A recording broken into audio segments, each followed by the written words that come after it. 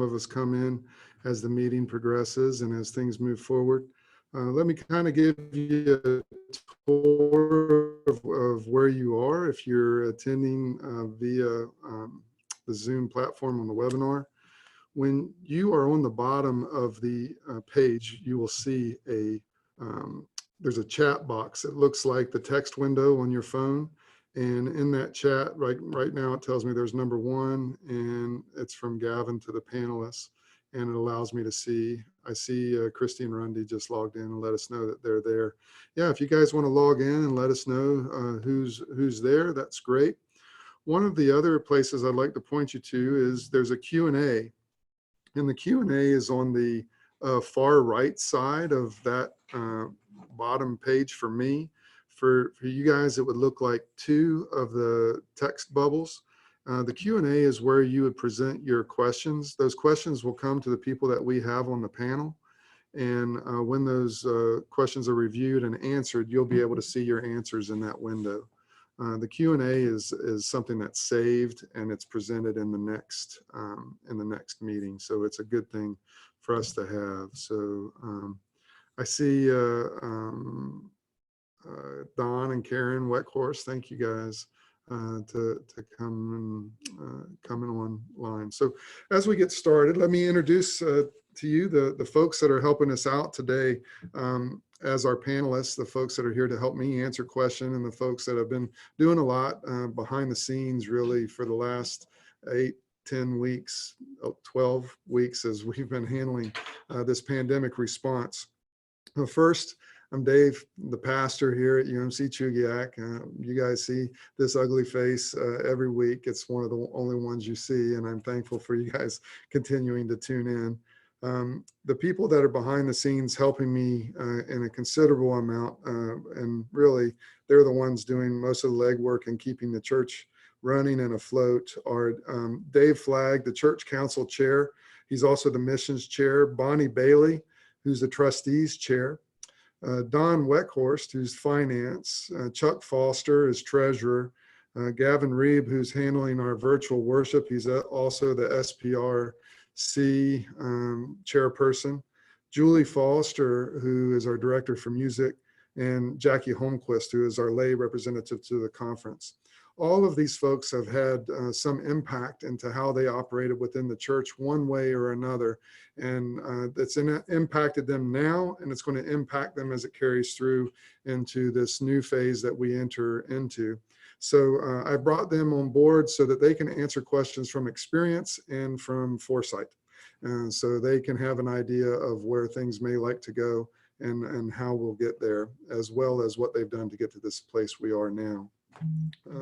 With all of that being said, we are in a phase of movement. We're in a phase of, we've been in a phase of response. We've been in a phase of reacting to everything that's happening around us and to us and our families. And now we're moving into this phase of recovery. Okay, how do we live into this new space that we're in? What does it look like for us, and how does the church move into that? So given that, I found this prayer that I would like to start our session off tonight, and it's for guidance. And it's a general prayer. It's from the Book of Common Prayer. So if you'll bow your heads with me. Direct us, O Lord, in all our doings with your most gracious favor, and further us with your continual help, that in all our works begun, continued, and ended in you, we may glorify your holy name, and finally, by your mercy, obtain everlasting life through Jesus Christ our Lord. Amen. So with the Lord's favor in our direction, I would like to present to you, let me share my screen here. And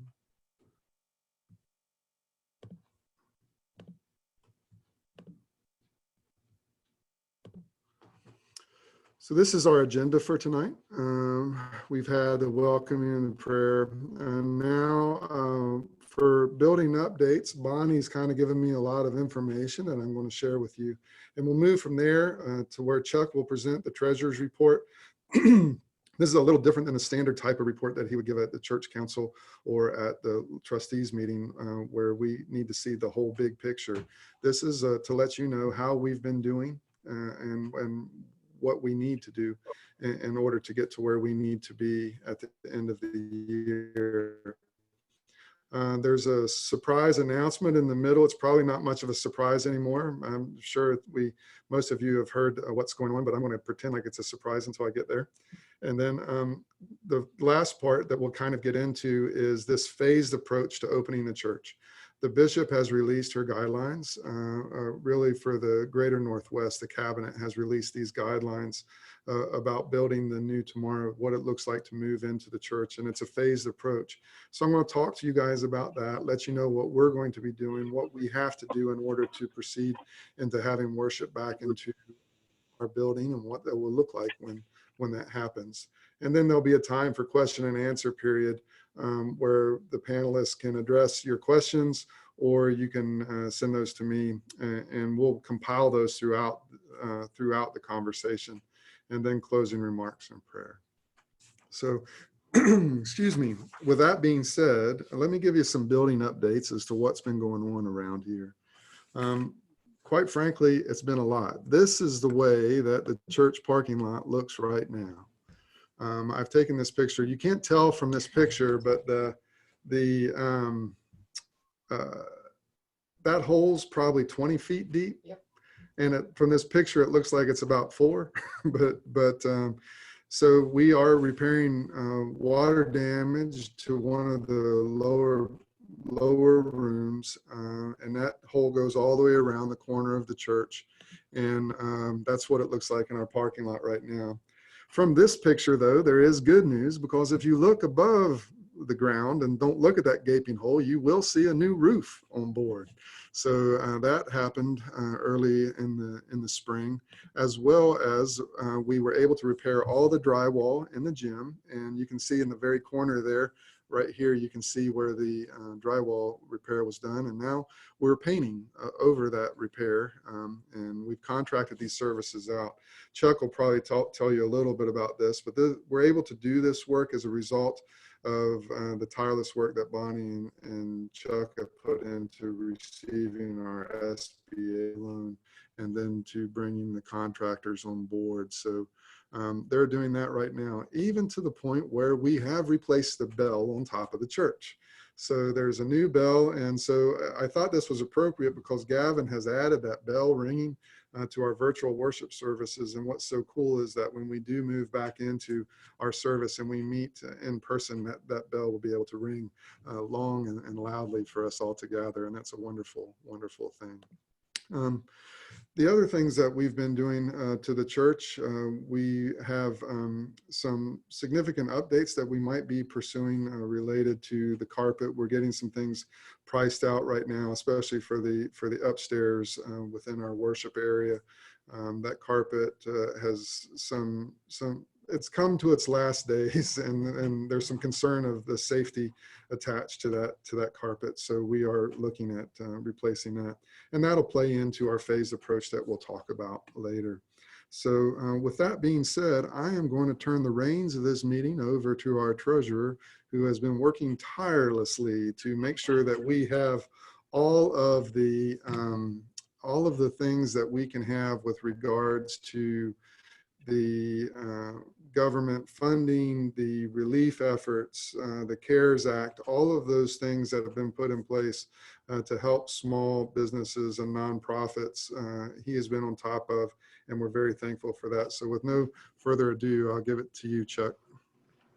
Well, thank you. First, Dave, give me a hands up if you're hearing me so that I'll know that my microphone is working. Thank you very much.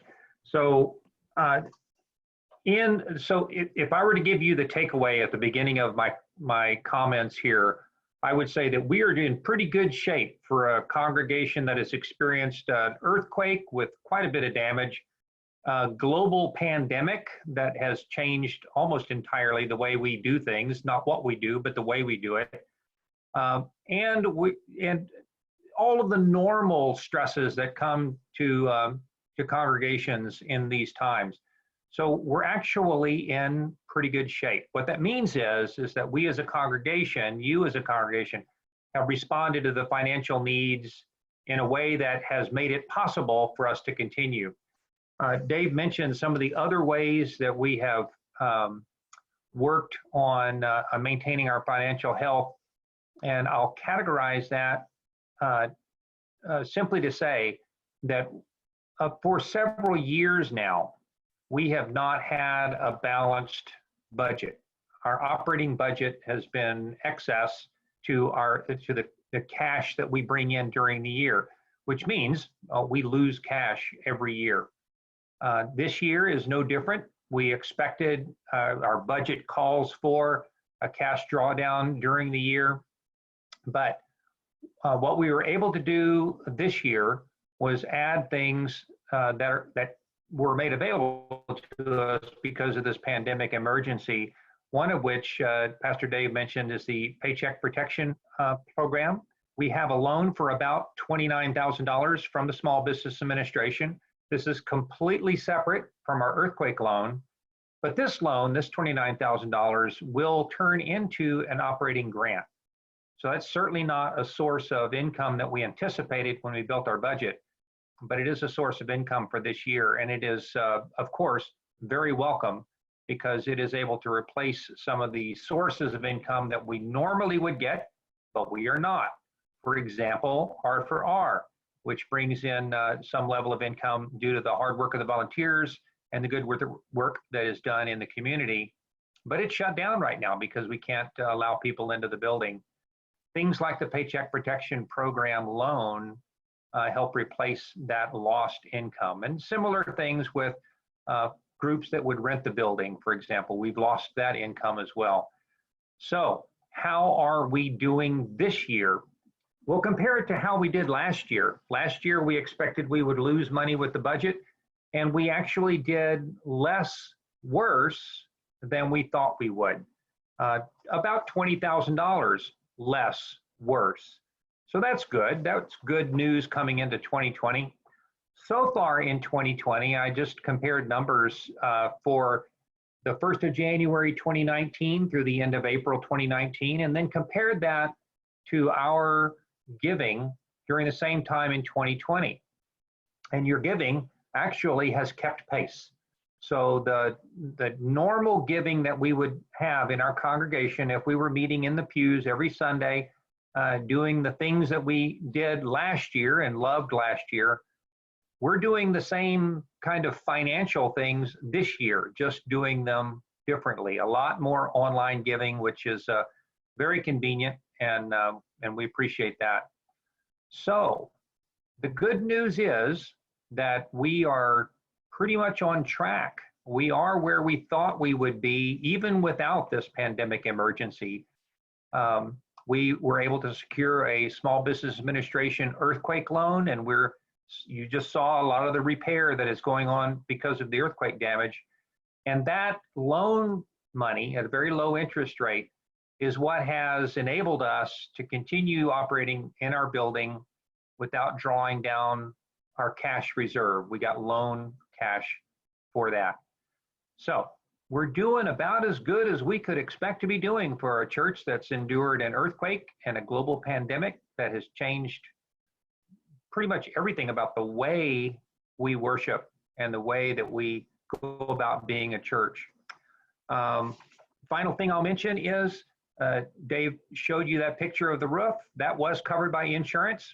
And so all that insurance that we have been carrying all these years has finally kind of paid off, I suppose, in getting us a roof. So that did not come out of our cash reserves, and we're thankful that we had good insurance. I'll conclude here and answer questions. Chuck, I do have a question that comes from Betty. Or I'm sorry, it comes from Bonnie. I was chatting with Betty, and this question comes from Bonnie. The first question is, she was reading in today's paper about grants available to small businesses and for utilities that came from the federal. What do you know about that and the applicability to our situation? So that's a very good question. We are actually not eligible for that because we took advantage of the Paycheck Protection Program loan earlier. That's that $20,000 or $29,000+ 29,560 if you're counting, that we got through the first round of CARES Act funding. Again, that will turn into an operating grant. And so because we took advantage of it then, we can't also take advantage of it in this second round. This second round is for folks that missed out on the first round. Okay. This next question, it comes from Jackie. What is the remaining principal on our building loan at this time? About $273,000 on the first mortgage right now. Okay. Are there? Let me also mention that started out at 1.2 million. Good drawdown since then, right? Yeah, that's awesome. Okay, Chuck, I'll let you go. If we get any more questions, we'll bring you back in that Q&A period at the end. Certainly, thank you. Thank you, Chuck.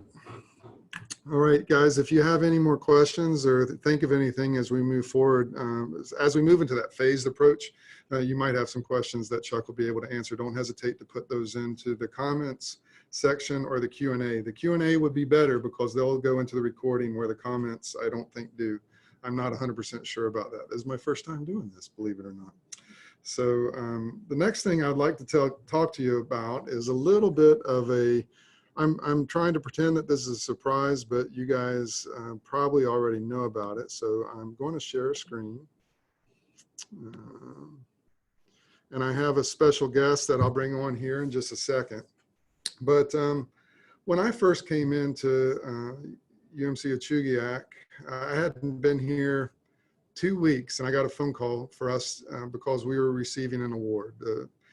The church was receiving an award. The congregation was being commended and receiving recognition for the amount of attention and effort that they put into the Chugiak Children's Services Headstart Program.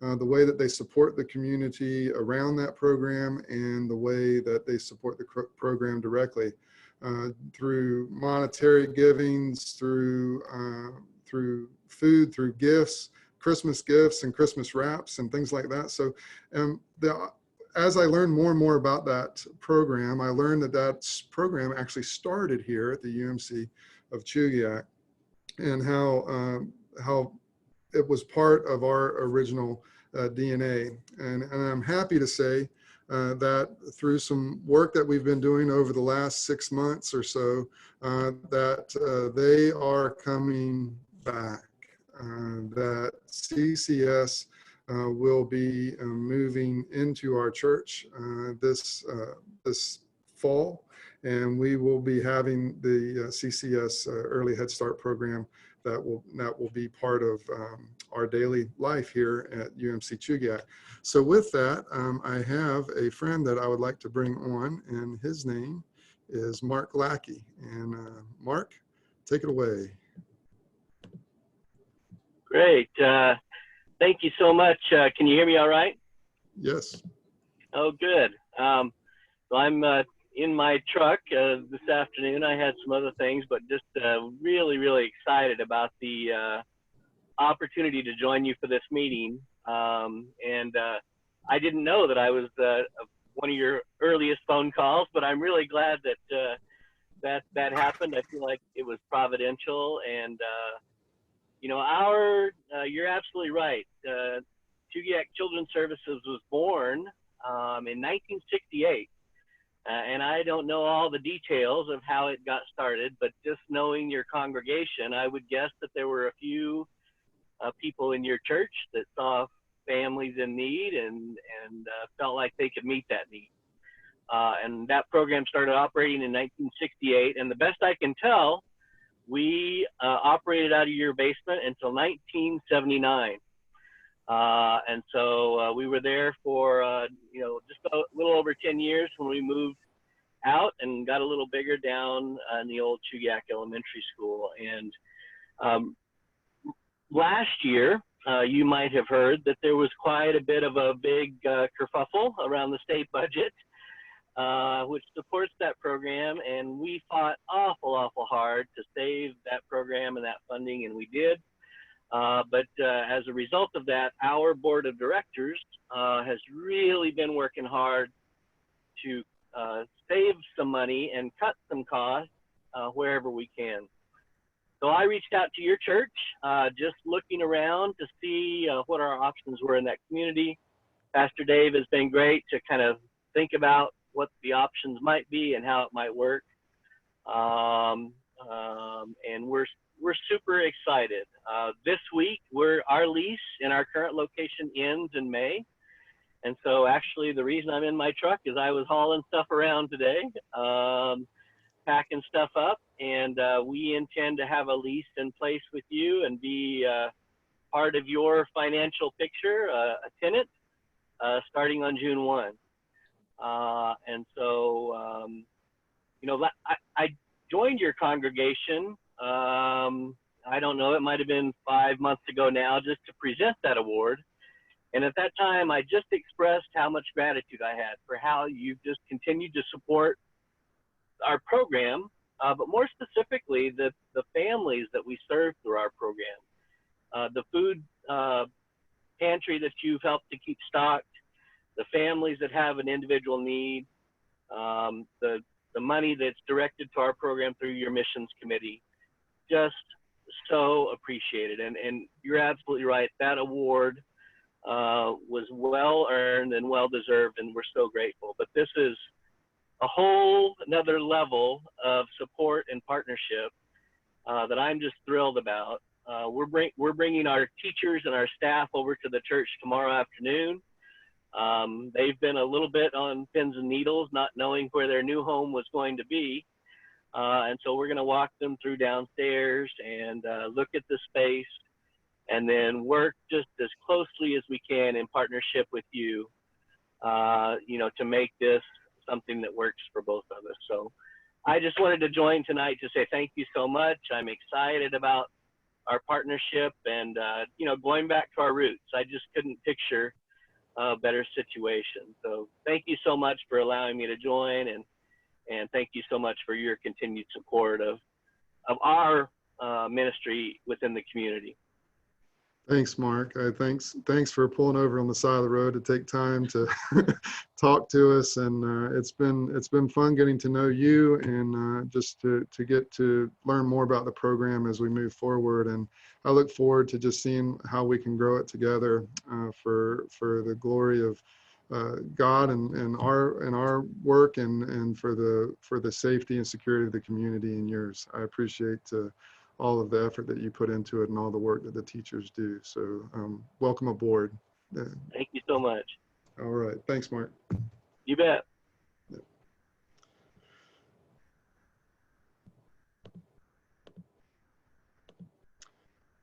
All right. So that moves us into this. Well, let me pause on that for a second because I don't know if that was a lot of news. Oh, okay. Thanks, Betty. Yeah, that we are so happy to be able to have them come aboard and to be able to work with them. One thing that means for us this summer, gang, there's a lot of work to do. We need some volunteers. We've got some special projects that need to be done in order to get the downstairs. CCS will be living Monday through Friday downstairs in our building. We'll be able to continue to have the church outreach, our Alcoholics Anonymous meetings, and all of those things will be continuing upstairs. But the downstairs lower level will be CCS Monday through Friday. And there is some impact to our programs, but as we're working through those things, we're realizing that they're not going to be as big an impact as we originally thought. At first, we were very concerned about R for R, but that seems to be kind of working its way out.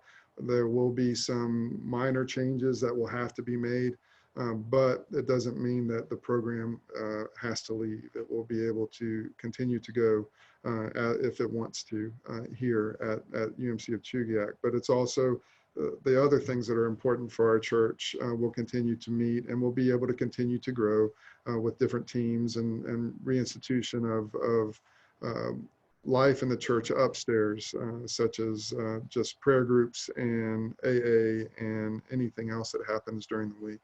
So we're thankful to be able to have that partnership, to be able to utilize our building for what it was meant to welcome in the community. to serve the community, to do greater good for those around us. And I'm just so thankful for that. So please, if you have any time this summer, I just ask that you set aside a weekend, you set aside 3 days, and you contact either Bonnie or myself or Kay or just someone in the office and just say, what projects are being done right now that I can help with? What projects are coming up that I can help with? Because we're going to be moving cabinetry, we're going to be moving appliances, we're going to be putting in shelves, we're going to be taking down different areas and different things. We have to install a whole track across the. We received a donation through CCS that we now have the divider that will split the small room in the gym from the gymnasium to that wooden floor part and make it a separate room. We have to install that track. There's a lot of work to be done, and your help in that is sorely needed. So I'm going to check the Q&As real quick. The question I saw come up about homework club, we're working through that, and we think that everything will be okay there. There might be a little bit of a overlap, but we're anticipating that that's not going to be a problem. We've talked about that. What will happen, final word on this, is what will happen, we're waiting on Mark's official proposal to come into us. We'll take that. Bonnie is our signatory for the church with the trustees. We'll review that with her, make any amendments that need to be made. And once that paperwork is signed, we're going to institute a partnership committee that will work together to establish, hey, we need our ministry to be able to fit into what you're working here, and we'll make sure that all of those things meet. Make sure the communication is on the forefront, and we're going to facilitate that in the best way possible. And we've already been trying to do that right from the get-go. I think it's going to be a very good working relationship. All right. So I'm going to share my screen again here. So once again, just welcoming the staff from CCS, welcome them aboard. They'll get to take a look at the place tomorrow. I'm not sure they're going to like what they see with a big hole in the front and all the paint going on in the gym, but I think they'll be thrilled to just know that they have a new home. So what I have right here is the bishop cabinet released a plan. This plan is named the Reimagining Life Together plan. And the Reimagining Life Together is a plan for how we're going to reopen the churches. So here are some important things. There's 3 requirements to reopening that we all should pay attention to. The first is that no matter what state regulations or federal regulations are in place, that all in-person worship is suspended through June 15th, 2020. So if you were looking at that chart that I have to the right, what that means is that we are in phase 1 until at least June 15th, 2020. Okay. The second requirement is that the government requirements for physical distancing and sanitation will be met. If there's a disagreement between what public health is recommending and what political leaders are putting in place, the church must err on the side of the more restrictive measure. So that's the second requirement within this. The third requirement within this is that no church can open its doors until it has created a plan that meets all of these different phase and requirements that we're going to talk about in just a second, and has answered the necessary questions in a thoughtful way that they need to answer them, and presented that in form of a workable plan to the district superintendent for the district superintendent's signature, and to say that that's good to go, enact that, and you'll be fine. So we have to submit the plan for approval to our district office. You can either submit it to your district superintendent or your director of connectional ministries. For us, in both cases, that's the same person. That's Carlo. So what we'll do is work together to create a plan and submit that plan to Carlo for his review. Let him ask his questions and about that. And he has been trained by the bishop and the committee. He leads the, I think he leads the disaster response board, I think, for this. So he's part of that, and there have been other Alaska pastors that were part of drafting this reimagining life together plan.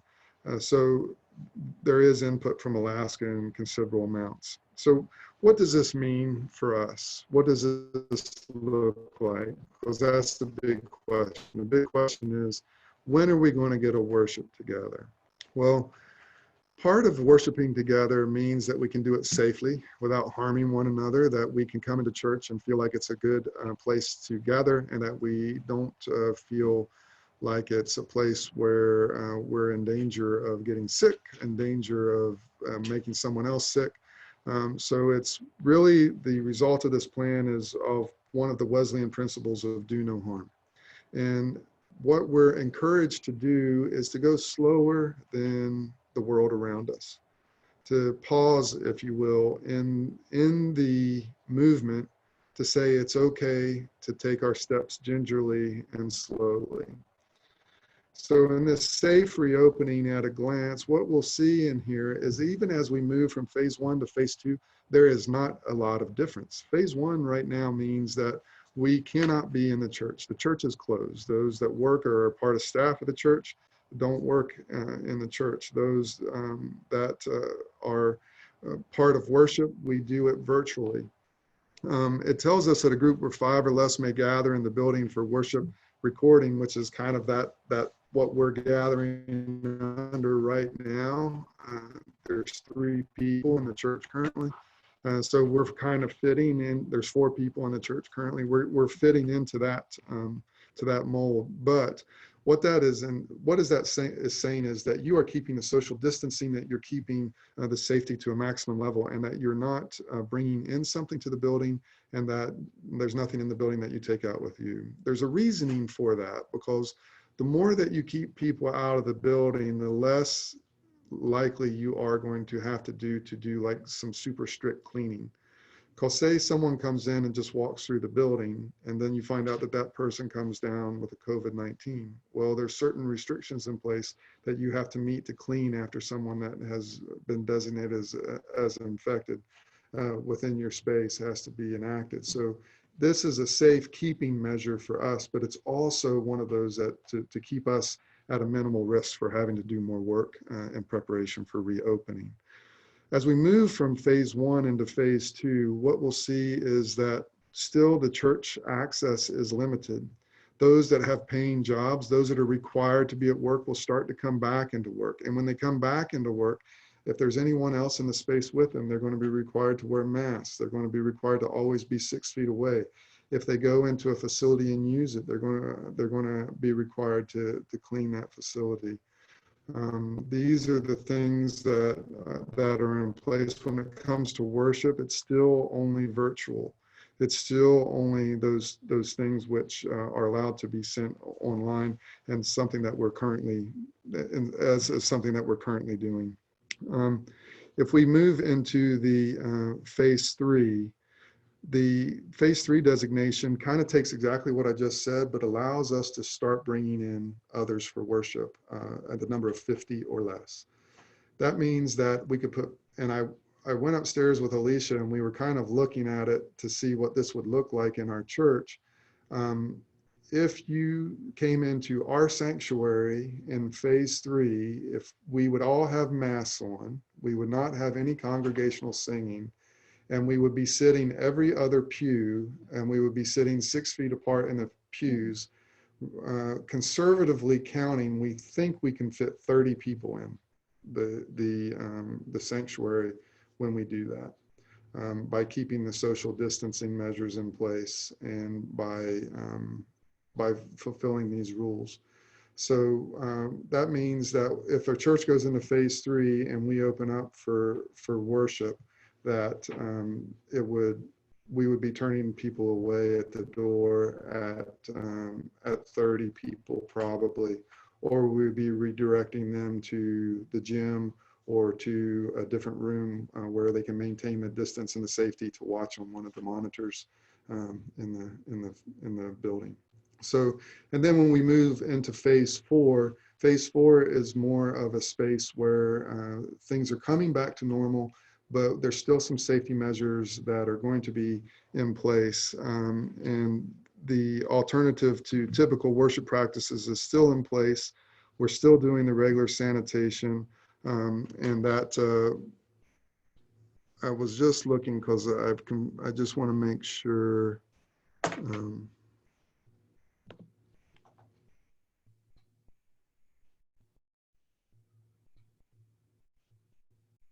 Okay, so there's no size limit, but the physical distancing is limited. There's still the recommendation for us to, even in phase 4, for us to wear the mask when we're gathering. And up until phase 4, the idea is still for those that are in the more vulnerable groups that have been shared with us from the public health officials, that those still shouldn't be gathering within our space. And if you feel ill or sick, you should definitely not be gathering within the space. So what does all of this mean? This means that we have a lot of work to do as a church. We have a plan to create, a plan to write, a thoughtful and well-constructed plan that says, this is how we plan on opening our doors. This is how we plan on protecting our people. This is how we plan on worshiping God and maximizing that worship experience while also taking care to meet the spiritual needs of everyone, as well as the emotional and the physical needs that the worship experience should provide. Let me give you an idea of what that balance looks like for a church our size. We have a single pastor. The pastor is the only full-time paid position in our church. We don't have much of what you have been seeing online every Sunday is the result of a multitude of volunteer hours from Gavin.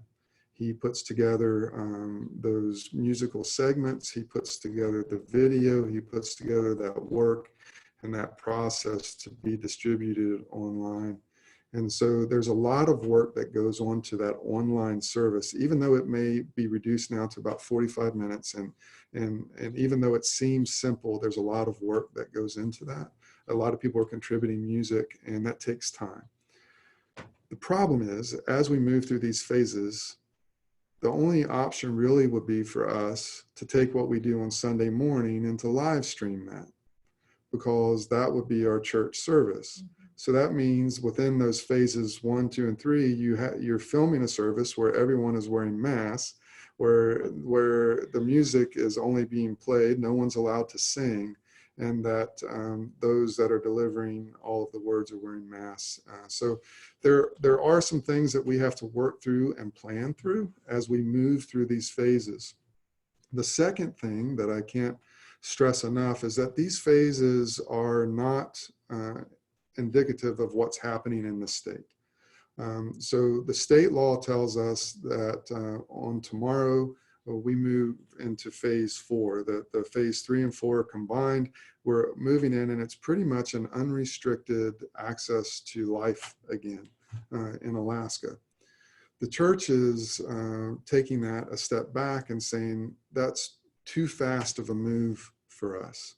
Allow us to gingerly move into this. Let's figure out what needs to change, what needs to be kept, and let's institute it and move into it. That means that we can do things like install the right technology to be able to film and to continue to provide online services and with the same type of level that you've been seeing them before, minus my lighting errors.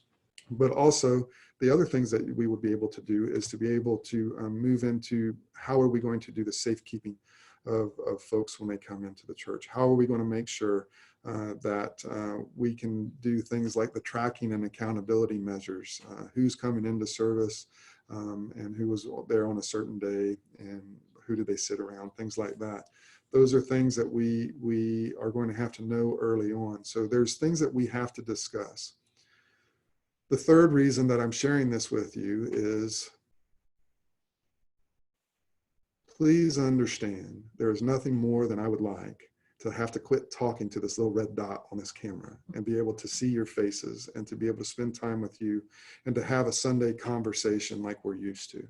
I do much better in the conversation than I do in the talking with the when I'm talking to the camera, because I'm connecting with you in spirit. I'm connecting with you heart to heart. I'm connecting with you in what is in me and what is in you and what God is having us do together. And some of that, without a doubt, is lost in the virtual presentation because that's the type of pastor I am. So one of the things that's hard for me is to say, let's not be together. But I think as we work our way through this, it's okay to say, let's just go slow. Let's just take our time. Let's do this right. Look, it's summer in Alaska. Most of you guys aren't going to be here anyway. I've learned that lesson the last 4 years. It's okay to go slow. It's okay to take our time here and to do this right, to create a plan where we protect one another. And we need to figure out some other things to do in the meantime. What I mean by that, we need to be able to figure out a way to broaden the way that we do church. We need to create small groups and how those small groups work. I saw a book study that took place down by our fire ring last night, and they kept each other 6 feet apart, but it was a discussion where they were with one another outside in an environment where that is a safe place to be. Things like that we can champion as these phases allow, and that we move into, that we can still have the connection. When we move into it, where we can have maybe a parking lot service, where we can still be together and create the spirit connection that we need to move forward. So I'm not going to get too much into these phase requirements. You can find these if you go to the, actually, I can post the link to this on our Facebook page, also on our website, but you can find this if you want to look for it like right after this meeting, that you can find this if you go to the Alaska UMC homepage. There's a link to it there, as well as the Pacific Northwest homepage. And if you want to just search for it, it's called Reimagining Life Together, UMC Plan for Opening Churches. So with that, I'm going to take a look at the questions and see if there's anything. Bonnie has one for me.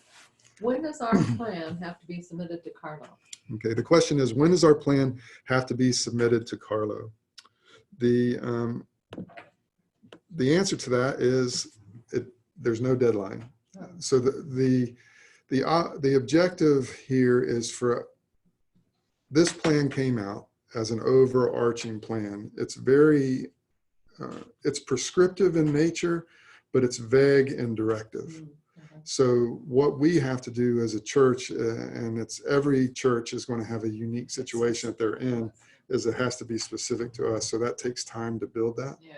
So I would say if you're planning on opening your church and moving into phase 2 on June 16th, your plan needs to be to Carlo probably at least a week before that.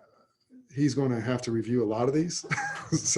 so I don't want to give them all to him the day before you're wanting to open. I think it's going to take some time for him to see it and spend the time he wants with it. I have another question. Are there any time frames between the phases? So the question is about time frames between phases. So the way that I best could answer that is, I think there are these time frames would be what we would be looking for in the sense of what's happening in the health sector. Like one thing that would come up between the phases for sure that shows us a different way is like if a vaccine came out. Oh, yeah. I mean, you immediately, that immediately creates a space for you to operate in. But the time phases are more put in place by what we hope to accomplish during that phase. Here's an example. Going from phase 1 to phase 2, we can't move to phase 1 to phase 2 until we've trained the people to do the work that they're required to do in phase 2. So even if we get the plan in and the plan's approved and we get it back, but we haven't done the training and we haven't given the people the necessary means for them to accomplish the task, we can't move into it. I just got a question hand delivered, and it said, is there any collaboration among congregations in Alaska for plans? At this current time, everyone has seen it for the first time. And so I did have a call with the COVID-19 task force today. And in that task force discussion, that's really for the Pacific Northwest, just not Alaska.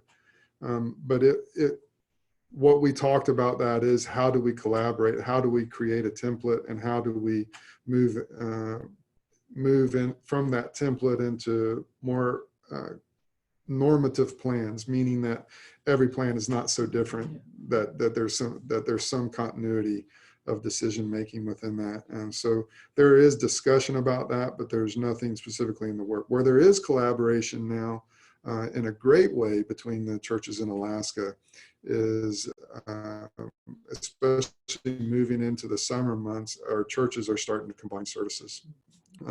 Some of this has been done out of necessity, of course, with Dan Wilcox and his recovery measures, but so he had been receiving some help, but that's continuing not as a result of that, but as a result of, hey, let's just do this together. And then that's even to the point where it's not just Methodist churches working together, but community churches working together. And I'm seeing that too in the ministerial board for Chugiak. When I'm on that board, is I'm seeing folks corroborate, just like the baccalaureate service that was just offered. That was a collaboration that was done between Young Life, I think ACF, and some other churches. So that was that's an example of that. Are there any other questions?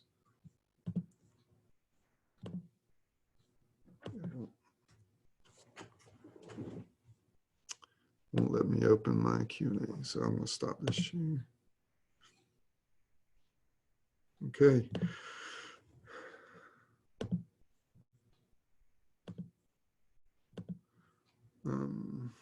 All right, so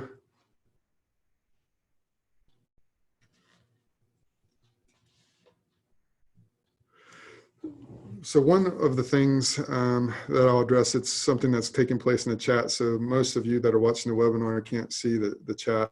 Remember, if you have a question, to put it in that Q&A, because that's what's available to folks to see on the webinar. But it's concerning singing, and it's concerning the hymnals. One of the things that you'll notice, maybe you saw it a little bit in that phased approach, is the church, when you come into it in those phases, it's not going to have those things that you can touch and that you can share. So like hymnals and Bibles that sit in the pews that are community type books that we use in service, those are not going to be available. And then the other part to that is congregational singing has been linked to outbreaks, and not just congregational singing, but when choirs have come together in the source of trios. There's a case now, I believe, I can't remember if it was Texas or California, but it's one of those where they just recorded a trio singing, and all four of the people involved with that came down with COVID. And I think one of them was the pastor, and he may have passed away, if that's the same one. I've been seeing about 4 or 5 different things related to that. So singing is being deemed as one of those things that is not good, because you're projecting, and so that 6-foot distancing measure becomes null and void. So it's you're projecting out and you're trying to push something out. So it's one of those things that we're constantly we're reassessing and looking at. in terms of the public health ramifications.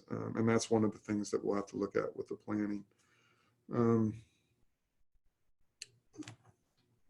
In closing with dealing with this phased remark, I think one of the things that's important for you all to know is this idea of do no harm and trying to move slowly comes on the toes of learning from experience.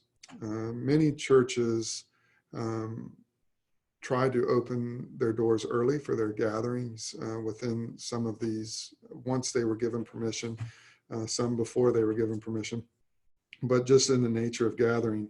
And in many cases that's been okay, but there's been some significant cases. One of the most consolidated case tracking came from a church gathering, a great number of cases and a great number of people ill. So there is scientific, I'm creating words for you tonight. There's scientific evidence that what is done in church, a place where we come together, where we touch, where we join hands, where we sing, where we hold, that there is some public health ramifications in that. And so what we are working to do is to mitigate that, to still be able to do the nature of what those things provide, but mitigating the harmfulness of those measures. And that's tricky. And we're going to do our best to do it, because you guys are important enough for us to figure out a way. And I know, just as my prayer asked earlier, is that God is directing us, and he's not just directing us, God is directing all of the churches and all of the people that are working on this throughout the world. This is bigger than just Chugiak, but it's large enough for us all to come together in this one way. And we'll do one last look at the questions. Let's see. Ryan Booth, I see that you raised your hand. If you could put your question in the Q&A.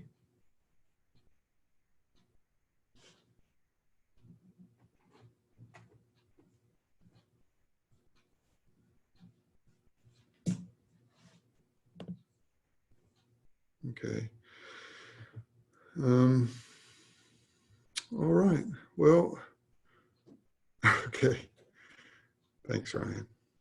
All right. Well, if it doesn't look like there's anything else coming in. So the what I'll do is following this webinar is I'll do what I need to do to post it online, because I was having problems getting it to stream on YouTube earlier. So I'll make sure to put it on try my best to get on the YouTube channel, or to have it accessed off of our website if you need to review any of the information. If you need to go, also I'll make sure to post this this plan so that you guys can see it. And then I'll let you know when we establish the group that's going to be working on this together. It's going to have to be a small group at first, because there's so many minute details that we have to think about, that the more people that we get in the room, the longer that it will take us. So I think probably 3 or 4 people to start, and then we'll open that a draft plan up to the church council for their approval. And then once we have that, we'll submit that to Carlo.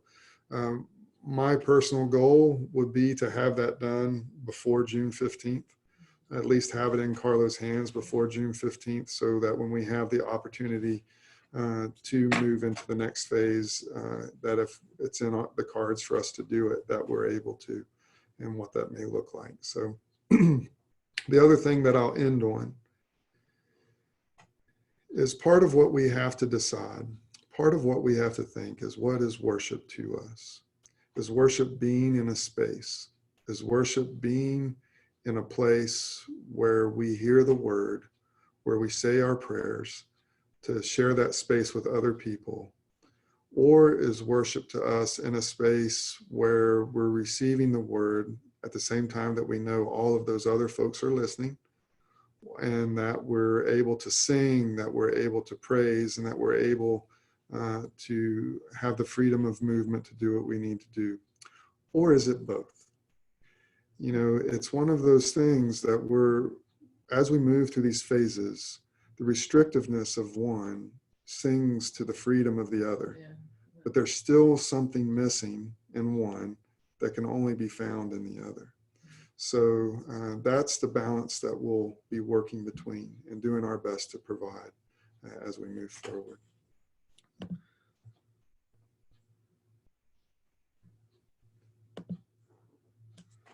Okay, well, it looks like that is it for this evening. And if you have any other questions, don't hesitate to send them to me at Pastor David at umcchugiak.org. And if I don't know, I'll be sure to get them to your panelists. All of you guys that were logged on, helping me answer questions and responding to those in the chat, I really appreciate your time tonight and everything that you've been doing up to this point. It's just been so awesome to work with all of you. And everything that's going on. So if you guys don't mind, I'd like to just end with prayer. Holy God, thank you for this time. Thank you for the goodness of the wonders that you work, even when things are supposed to be shut down. Some of the greatest movement happens, Lord, when we're just still. Thank you for that. Thank you for new life being breathed into the church. We welcome the pitter patter of feet running through our halls, and for space being given to those in the community that need it. We're thankful for a church that loves, that cares, and that resonates with those in their community and do their best to reach out and to care for them in the best way that they can. Lord, we're thankful for this building which you have put in our care, and that we are working so hard to restore from the damage of the earthquake and to make into the temple that we want it to be so that we can worship you from it. In the meantime, Lord, while we're apart, we know and understand fully and completely that that temple is us. Our bodies are where you reside. Our heart is where you speak. Our existence is where your hope flows. We know, Lord, that we are your hands and feet. Help us to be them. Give us the courage to set foot and to take steps to do those things which you have called us to do. Allow us just simply to love. In your holy name we pray. Amen. You all have a really good night. And if you have any questions, don't hesitate to reach out. And I'll do my best to get back to you as quickly as possible. Thank you guys for everything that you do. And I hope that you're as happy as I am about the Chugiak Children's Services coming into the church. It's a wonderful thing. All right.